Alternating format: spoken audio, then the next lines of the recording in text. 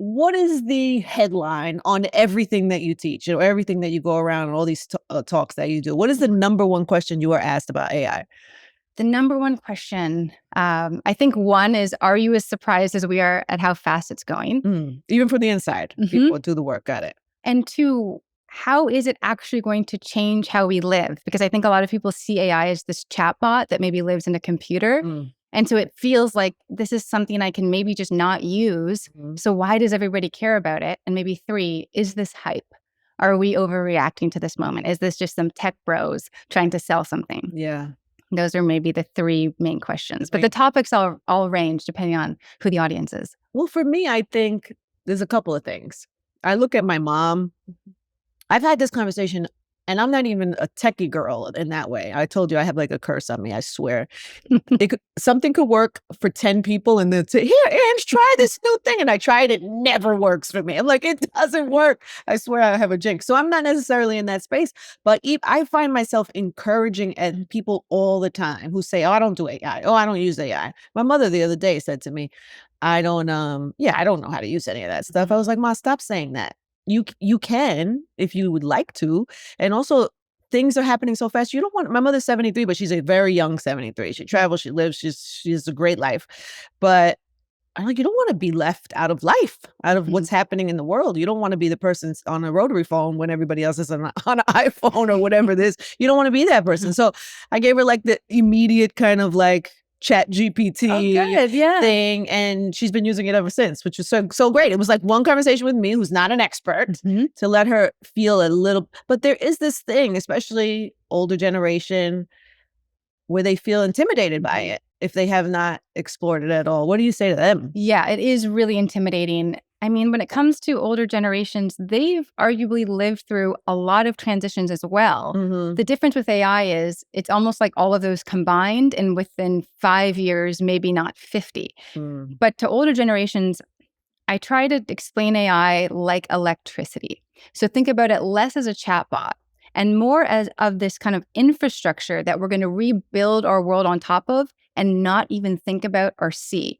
So right now you can engage with this system in your phone, but eventually it will just be embedded into everything the way electricity is, and you don't even think anything about it. And the good thing about artificial intelligence compared to when the internet came around, the internet literally would have made no sense to people. You're going to click on this random browser and then surf the web with what surfboard? What do you mean? What web? Yeah. With AI, you're conversing with it in your natural language. So when older adults or different communities that kind of seem scared of AI start to engage with it, then they're like, wow, this is actually easier than trying to navigate the internet. I just talk at this thing. I just talk at my device and get what I need. But it's overcoming that first kind of scary, where even is ChatGPT? Is it a person that I call? Where is it? Yeah. Once you overcome that, you realize, okay, the learning curve isn't as steep.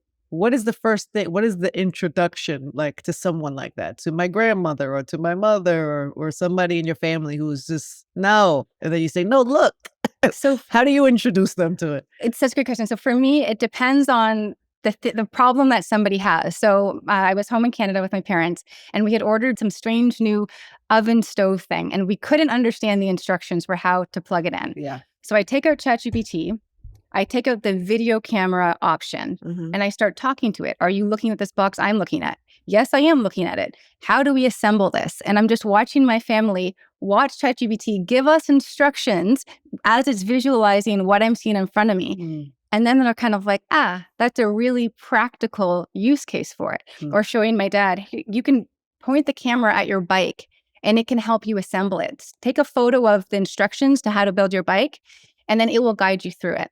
So these really practical things. If you come in with, AI is going to take away meetings and help people build PowerPoints, that's not necessarily relevant to most people. But if you tell them you could take a photo of your food at a restaurant and ask for the recipe, that's a bit more useful. Or do some research for a trip that's coming up for you. So you have to meet people, I think, where they are. Yeah, for sure. I was trying to think of how I introduced my mother. It was something she was planning a trip. She was planning a trip, and I said, let's just go on. And I asked, what are the top 5 hotels that are safe? Because she was traveling with her sister, safe for 2 women, reasonably priced. And we just asked the things, and it was spitting out ideas. And I said, well, what do you want to do in there? She said, well, I want good restaurants. I want this, I want that. I said, can you relist it in a way that gives the this? And she just was like, this, then so that kind of was a slow, everyday practical way to introduce that. Yeah. If you meet people where they are on the things they're already doing in their life, then they start to say, I see how I can start delegating to this system. Yeah. And then it becomes second nature. And then also when I meet women who are have careers and successful careers and seem to be afraid of it for whatever reason, I think you don't want to fall behind the rest of the world. So I've had that conversation too. I'm sure. Have you? A lot. So there's a lot of resistance, and for many different reasons. I think that there's a lot of mistrust. Social media didn't go so well for society. So I think a lot of, we're still kind of free falling through it. Yeah. So I think that there's a lot of resistance in that sense. And then of course, climate, all of these different reasons. But when you explain to people that AI, it's not really a technology you can unsubscribe from because it is like the internet or electricity, where it eventually just becomes this new infrastructure our society gets built on top of. So when that kind of phrase went around, if you don't really know how to use AI, that's when your job is at risk. There is a lot of truth to that. It will become the default. So right now we're still in the kind of everybody's getting on board. I can tell you a lot of CEOs don't really even know what's going on. But eventually it's going to be the expectation. The same way when you go to a job interview, most people don't ask if you can use the computer or surf the web, but that used to be a skill set. AI is eventually going to be in that category. And it can also give you a lot of time back. I mean, what are you doing that you could delegate to an intern? That is the question you should ask in your own life. And that intern could now largely be an AI system. And so if you think you're going to be faster or more productive by giving tasks and things to do to that intern, that's something that somebody else is going to do if you don't do it. So there's a lot of benefits to these systems, and they're also here to stay. I think, if there are, and you can also give better feedback and pushback when you use the thing that you want to critique. It's really hard to kind of stand. What do you mean? What do you mean? So if you find that an AI system isn't working properly for you, maybe it is giving you biased answers, or it's giving you a different result because it identifies your gender.